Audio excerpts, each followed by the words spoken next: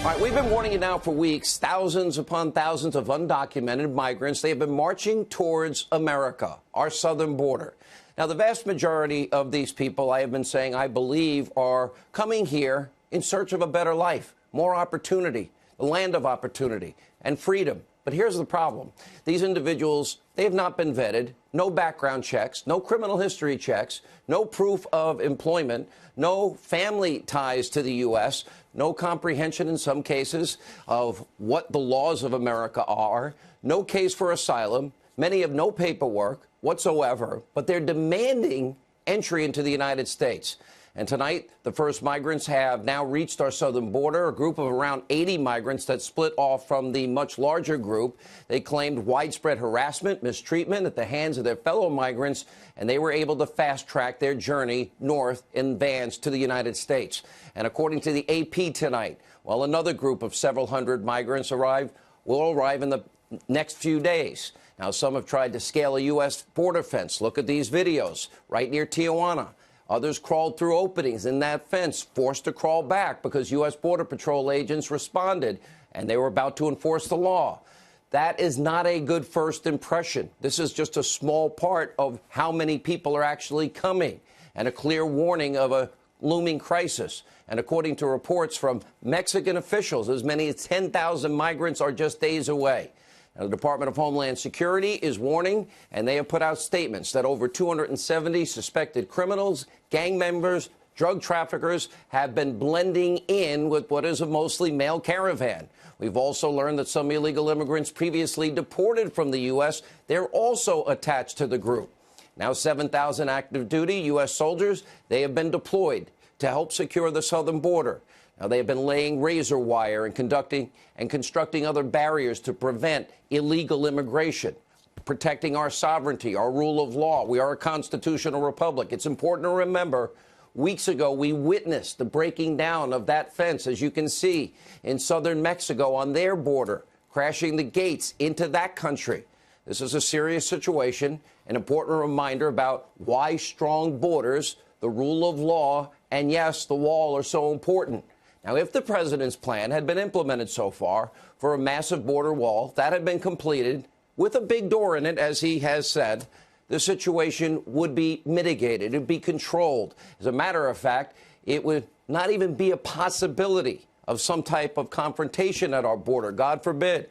America needs immigrants, but we have to vet anyone, everyone coming into this country. We have to do everything in our power to prevent criminals, other bad people, even if they're mixing in with good people, from entering this country. And this is the very reason even Democrats just a few short years ago supported the enforcement of our border laws and our border. Remember this. I voted numerous times when I was a senator to spend money to build a barrier to try to prevent illegal immigrants from coming in.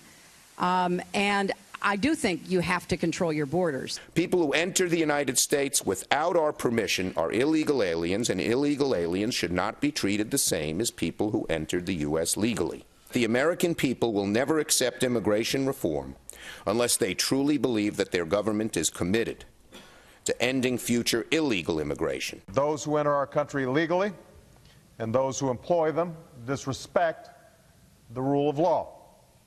And because we live in an age where terrorists are challenging our borders, we cannot allow people to pour into the U.S. undetected, undocumented, and unchecked. Oh, of course, now they're singing a much different tune. They sounded like Donald Trump. The party has moved so far radical left that virtually no Democrat supports border enforcement. And now with the caravan marching north, the left is doing anything and everything to play this situation down. It could get serious. Imagine for a second, thousands of people, not just 80, at the border. What happens then? Take a look.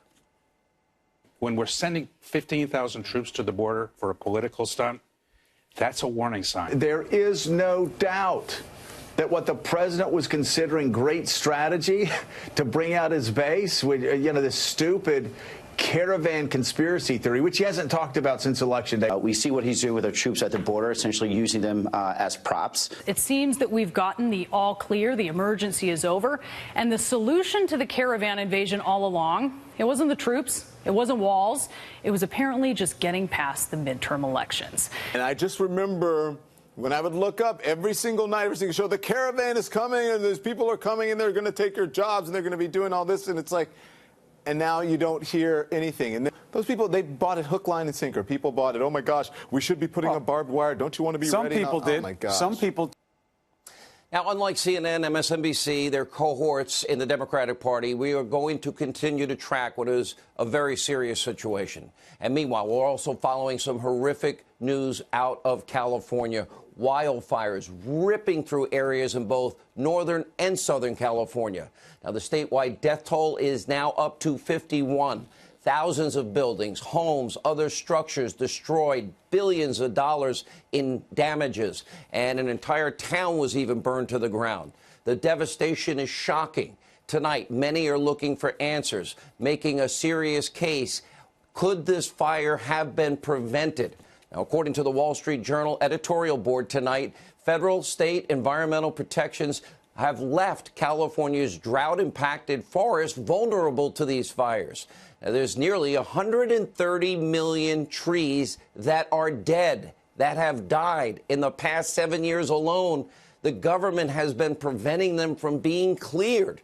For example, quote, the Endangered Species Act, the National Environmental Policy Act have hampered tree clearing, controlled burns, timber sales on federal land.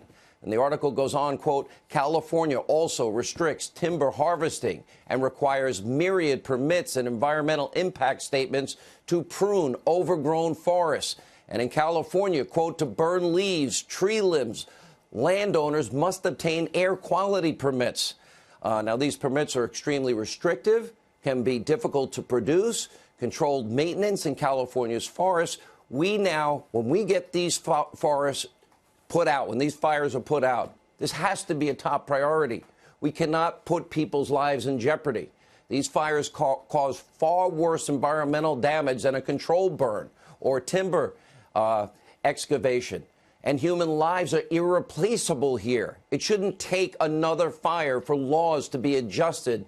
And all of people in California now in these areas have their lives at risk. And by the way, our prayers are with all of them, all impacted by this horrific crisis. Look at that. It is out of control, and we will continue to track this story. But first, we do turn to Florida, the election catastrophe that is ongoing. Tonight, the statewide recount continues with tomorrow's deadline looming. Both Republicans, Ron DeSantis, Rick Scott, they do look poised for victory.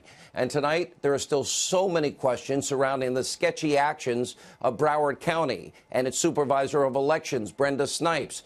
Now, she somehow managed to magically find, oh, I found it, 75,000 purportedly uncounted ballots days and days after election night. By the way, all in violation of state law and the state constitution.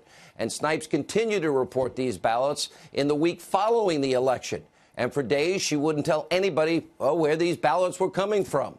Now, tonight, we still have no idea what happened. And President Trump, he is calling for her to be fired. But as the recount rolls on, Snipes, well, did have time to go on CNN and defend herself. Take a look. You have been cited, Ms. Snipes, as a problem in this process, that you're not doing the job with transparency and you're not doing it with the efficiency that gives confidence in the overall process. How do you respond? Well, you know, those are opinions that people have put forward for their own various reasons. But I'd like to call to your attention that this midterm election, in addition to running very smoothly, was one of the most highly participated midterm elections probably that we've had in 20 years or more. There's a lot that goes on behind the scenes to make an election possible, to make it efficient, and to make it something that voters want to participate in. And obviously, we're doing that. All right, now, given a poor track record, as we have detailed every night on this program, with deadlines Maybe she needs to be doing her job, counting the votes instead of going on interviews. Now, tonight, Florida is not the only state facing some insane election drama. In the state of Georgia tonight, Democrats are refusing to concede that governor's race, and that's between Stacey Abrams and Republican Brian Kemp, despite no path to victory for Abrams. And by the way, they're not stopping there. Far left, Ohio Senator Sherrod Brown, he is ramping up election conspiracy theories, accusing Republicans of outright stealing the election. Kind of rich, considering all we've seen in Florida. Take a look. If Stacey Abrams doesn't win in Georgia, they stole it. It's clear. It's clear. And I say that publicly, it's clear. They can't win elections because there's way more of us than there are them. They can't win elections fairly. They win elections by redistricting and reapportionment, in voter suppression, in all the ways they try to scare people, particularly people of color, how they make it hard for people in college campuses, especially community college where there are more low-income people and more people of color. Beyond sad, despicable, sadly predictable at sometimes with some people, stirring racial tensions, fueling baseless accusations. And remember, redistricting, that would have zero impact or effect on a statewide race. But of course, this is nothing new from this crop of radical Democrats. There seem to be no moderates left in the party. They're all literally cheering for Robert Mueller. Please find something, anything. We can't do it on our own.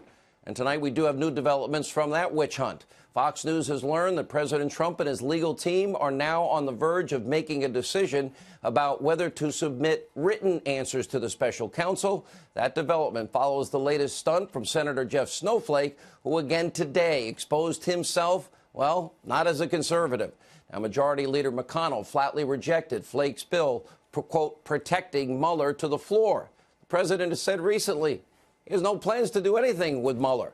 And Flake is threatening the president, all his Republican colleagues, saying he will oppose all of the president's judicial nominees until he gets his way and the Senate votes on that legislation that supposedly protects Mueller from being fired by the president, which isn't happening. Blocking conservative judges, breaking a promise to the people you represent in Arizona. Senator Flake, tonight, he should be ashamed.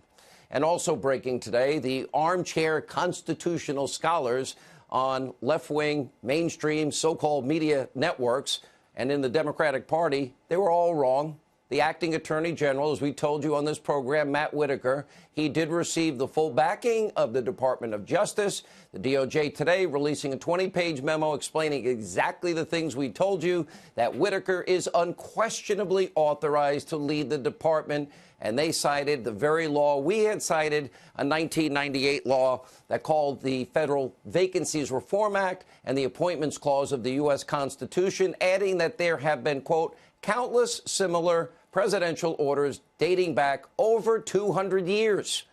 And finally, tonight, we're going to end with one very important topic, and it's called due process, the presumption of innocence. I have been saying all during the Kavanaugh hearings, a foundational principle in a fair and just society. It has served this country so well. A pillar, our constitutional republic.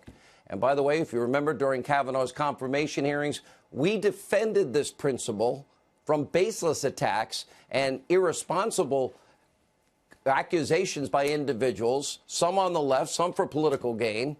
And, of course, we have that fame-seeking attorney, Michael Avenatti, who was one of those irresponsible actors. And he brought forth claims from a client who accused Kavanaugh of gang rape almost on a weekend basis and drugging young teenage girls and boys lining up in the halls and one by one, quote, waiting their turn to rape these young women. There was no evidence. That story eventually changed. Avenatti demanded that his client and all others, they made accusations that they should all be believed. You might remember this.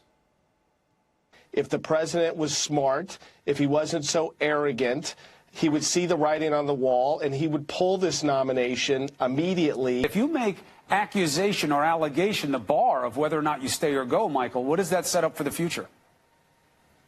I mean, that's a very good point, Chris, but I think we're beyond that from what I understand relating to the lie detector test being passed, which, of course, is not admissible in a court of law. We're not talking about a mere accusation or allegation. And here's another important point. This isn't going to be adjudicated in 1 day or even 2 days.